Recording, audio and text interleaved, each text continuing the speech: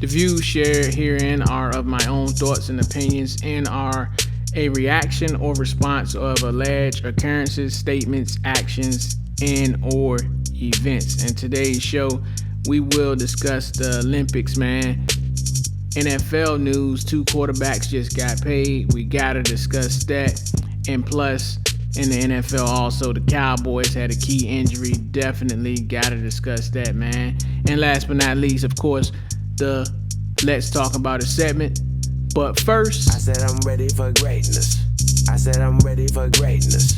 I said I'm ready for greatness. I said I'm ready for greatness. I said I'm ready for greatness. I said I'm ready for. You learn to live no strings. I said I'm ready for greatness. yo, what's up, everybody? Welcome to the Ill Chill Will Show. This is episode 14, man, and I just want to thank y'all for listening once again. I drop each and every Thursday. If you would like to follow me on social media, I go by at ill_chill_will on TikTok and Instagram, at ill_chill_will on X. Don't forget to like, subscribe, share, follow, everything you need to do. It would definitely help the show move forward. Now that that's out of the way, how was you guys' weekend, man? Did you get a chance to check out the Olympics? I mean, how's your week going this week? You know, my week is going good. I'm recording on a Tuesday this week. So I've been watching a lot of the Olympics, man. So let's get started with that first. The Olympic ceremony. Should I talk about it? Or not? I mean, I don't know at this point. The ceremony definitely was something that I was not expecting. Like I'm more old school. Like I'm used to seeing the athletes getting on the track and they're walking the track with the flag, and you know someone's carrying the torch and everybody, you know what I'm saying? Like that's what I was expecting to see. Now, when they came up with this boat thing, like having every country coming on a boat and some countries being together on a boat to the stadium, then the athletes get off and walk in the stadium, I was like, okay, yeah, that's pretty cool. I can't wait to see it. Now, when Lady Gaga came out and performed, I was like, okay, this is different, but I can roll with it. But then performance after performance, and then they had the daggone, I don't know if it was a man or a woman running on the roof with the torch to the stadium and all this movie clips and stuff in between. It was like a little too much for me, man. Like for me personally, I just wanted the athletes to get to the stadium, walk around the stadium, the torch being carried, flags being carried, just seeing everyone smile and talk. That's what I thought I was going to see. Unfortunately for me, the opening ceremony was not for me. Men's gymnastic team, congratulations to them. They won bronze in the team final. This was their first medal in 16 years. The Italy women's gymnastic team, before I get to the U.S. again, they won their first Olympic medal as a team in 96 years, man. Like, that is crazy. And South Sudan, man. South Sudan national men's basketball team, they won their first ever Olympic victory over Puerto Rico, man, to open, and they're up 2 points. We're gonna get to South Sudan a little more in a few, but that's big for them. And hey, the women's gymnastics team, man, they won gold today in the team final. Great for them to redeem themselves, come back and winning gold in this Olympics. That's great for them. All around for the men's in the individual events. I think it's on Wednesday. Women's for sure. I know it's on Thursday. Now back to South Sudan, man. The U.S. Team USA, the men's national team, will play this team again. Now remember, the U.S. almost lost that game. 101-100. Terrible game. Was not a good game at all for a lot of the players, except for none other than ding, ding, ding. Yeah, of course, LeBron James, man. He bailed the U.S. Team USA out. He was the only player that was really playing, man. Now, with that being said, Team USA are looking really good to me, especially with Jason Tatum out of the lineup, which brings me to Tatum, man. Like, everybody's making a big uproar about him not seeing the floor in the U.S. opener against Serbia, which they crushed without him. Look, I don't think it's a big deal. I don't care what anybody else has to say about it. I don't think it's a big deal. If he didn't see the floor, he just didn't see the floor. But his exhibition games, man, like what was it, five or six games that the U.S. played, he only averaged 6 points a game, shooting 47% from the field, and he missed all of his threes. He didn't even make a three. And that game versus South Sudan, he wasn't doing anything. Now, in his defense, every player on Team USA, except for LeBron, like I said, was off that game. So, South Sudan, very, very good team. They have some NBA talent up there, man, with Don Maker, JT, Thor. They have guys that have either played in the NBA or they're playing in the African Basketball League, or, they're going to college. So, South Sudan, they have a very good team. Will US be tested again by them?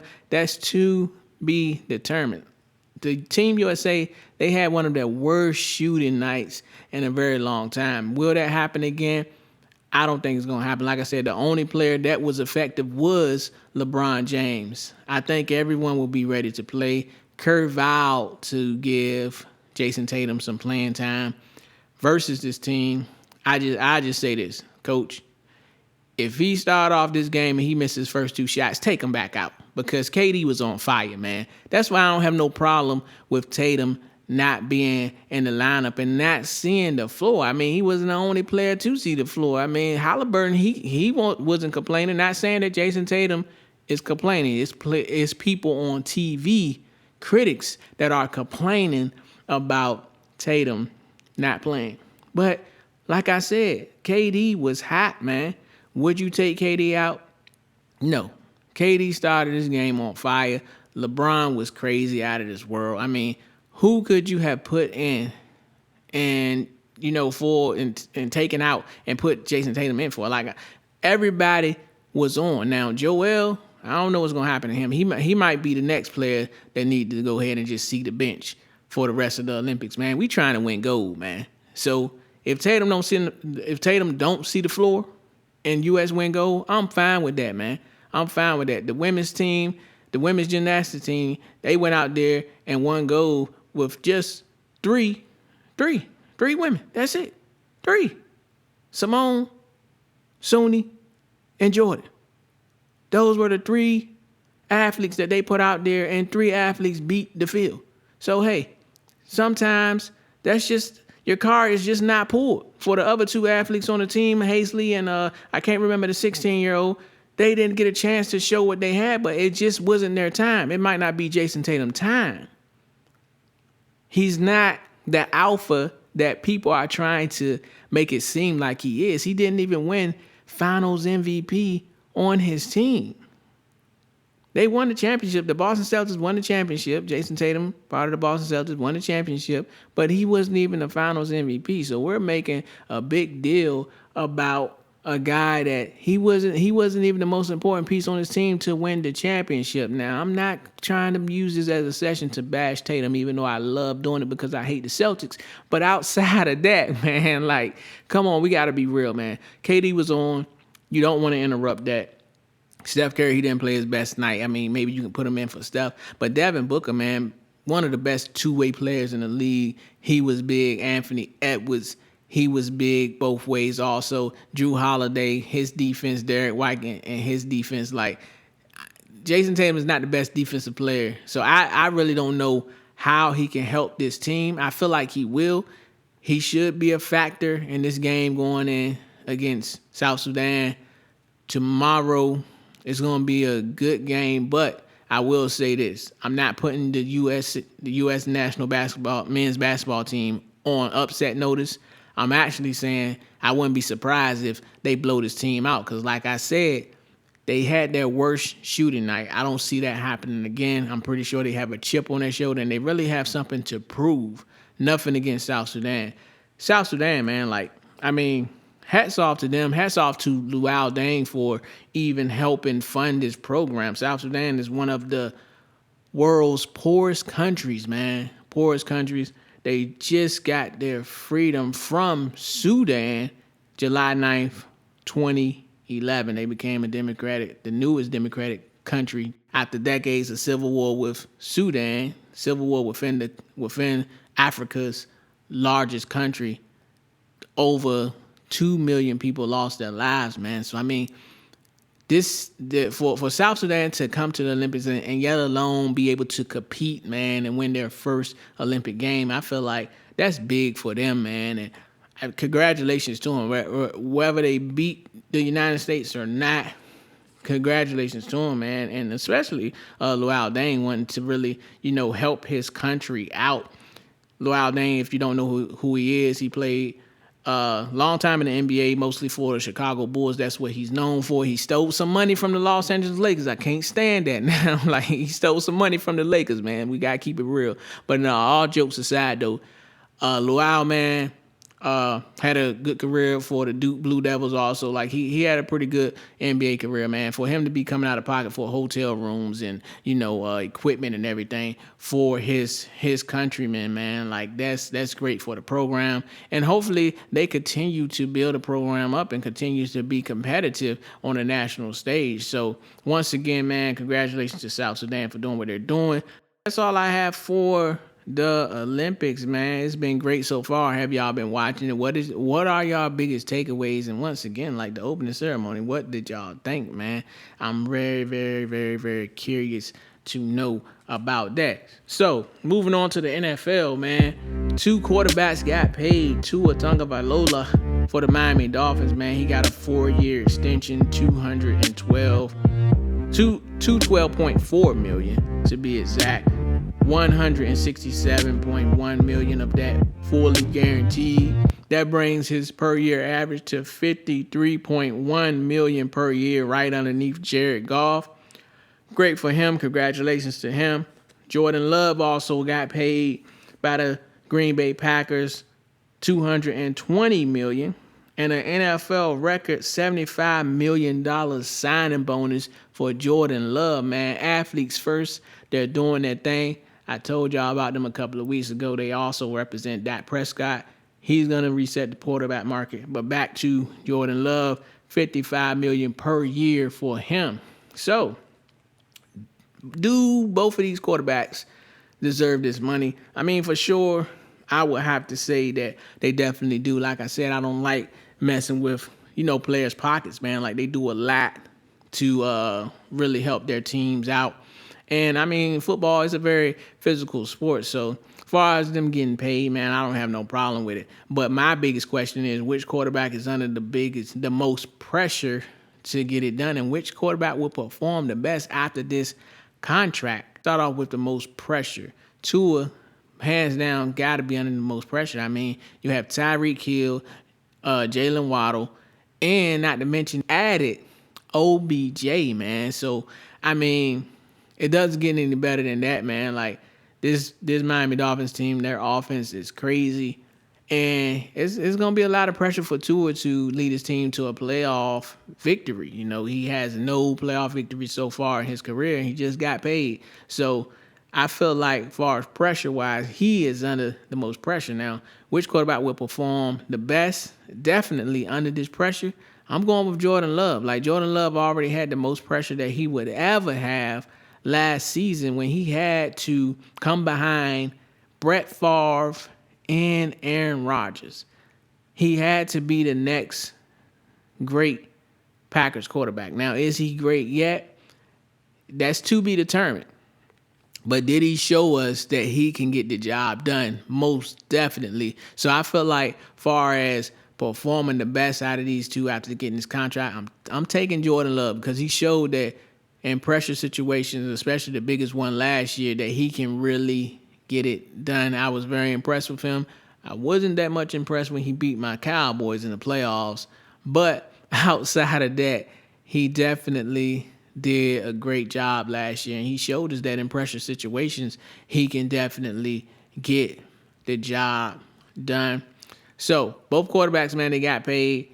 Great for them. News now. Injury news for the Dallas Cowboys, man. Sam Williams, he is out for the season, man. He tore his ACL and MCL. in training camp last week, man. These are the things about training camp that you can't stand seeing. And even preseason, man, like your team can lose a key player in a blink of an eye, man. Like a player that you really was going to depend on. And in the Cowboys case, Sam Williams was definitely going to be dependent on a lot with the Cowboys losing Doris Armstrong to free agency. So now we're down on yet another pass rusher, and we need an effective pass rusher. Sam Williams had 8.5 sacks last year in his first year with the Cowboys. I was expecting him to make another jump. I was predicting him to get at least 12 to 13.5 sacks this season, man. So that's how good Sam Williams is. So to have him go down, man, like this putting more pressure on Micah Parsons and DeMarcus Lawrence, man. And especially for Micah Parsons, because I was hoping that Mike Zimmer was going to give us a different version of Micah Parsons, like a Ray Lewis type version, because I know Micah can do that. He's so athletic and he can do so much on the field. I believe that he can really be a sideline to sideline linebacker, affecting the game like Ray Lewis and Brian Urlacher. You know, guys like that affected the game in a big way. You know, Patrick Willis, like middle linebackers like that. I wanted Micah to play the Mike position. I was hoping that Coach Zimmer was going to do that. But now it's putting pressure on the team to pretty much put him back in a pass rushing situation. Not saying that they were going to take him out of, you know, being a pass rusher, rushing from the edge. But with that being said, if the Cowboys had any plans, which I wish they did have plans to have Michael Parsons playing more so the Mike position for our team, it's looking like he's going to have to continue to edge rush. Right now, our pass rushers, we're looking slim to none. Like we went from, you know, the last 2 years having a very deep rotation of guys that we can just throw out there and rush the quarterback to pretty much not having that many. So, you know, the Cowboys really got some things to do. Getting Trayvon back, that's great for Big D. But outside of that, man, it's a lot of questions to be asked. Like, hey, what do you guys think of these injuries, especially Cowboy fans? Like, what can the Cowboys do to help themselves out? You know, like, the money is not there. What do y'all think about everything? Let's talk about the segment coming up right when I come back.